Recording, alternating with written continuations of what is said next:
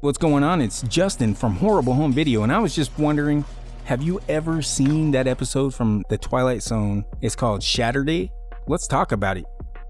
It opens with some glass unshattering, which makes me think of Unbreakable, because just like Unbreakable, this stars Bruce Willis. We see this man here that Bruce is playing. The character's name is Peter, and Peter decides he's going to call a friend, but mistakenly dials his own number. I've done that before.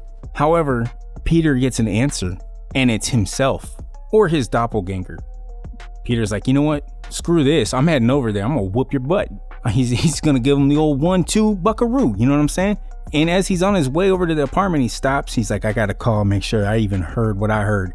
And sure enough, his doppelganger answers the phone again, and he begins taunting him. He's like, I'm going to make your life better. You're not coming up here, and if you do, it's going to be a mistake. Peter's like, okay, you know what? Not sure what this is. Gets a weird feeling and says, you know what? Okay. He's not going to go up to the apartment, his own apartment. So he goes to the bank and withdraws all his money, holds up at a hotel, and even calls up his grocery store that delivers his groceries because he lives in a big city, and he cancels their services, going so far as to throw around some insults, maybe even a couple of racial slurs sprinkled in. I think he tells them, oh, what's grosser than gross joke? And they're like, oh God, we're never going to deliver to you again. And he's like, that's incredible. Thanks. Well, Peter tells this to his doppelganger, and his doppelganger's like, haha, sucker, I know where you had that cash stashed in here. I already bought groceries. And he tells him he's got enough food to last him for a while. You know, the 1980s economy was different with food. $200 probably could last them a month back then. Nowadays, that's wow. So they discuss how this might have came to be, and Peter's doppelganger is like, well, I think maybe you're a piece of me that wandered off to the original Peter. Peter's just like, that's absurd. I'm the real Peter.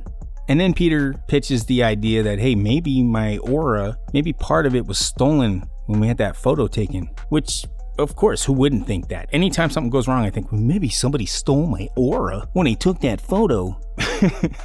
As days pass, Peter becomes sicker and sicker by the minute. And while this is happening, his doppelganger is improving his life, making changes that Peter would never have agreed to, such as patching it up with his mother, even inviting her to live with him, or turning down an advertising job, which was a knowingly unethical one, just for the sake of making money off of someone else's hardship. But even going so far as to patching things up with an ex-girlfriend who Peter had dumped after she left her husband for him.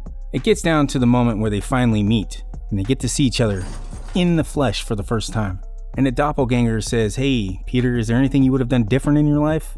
And like a real gangster, Peter says, I wouldn't change a thing, bro.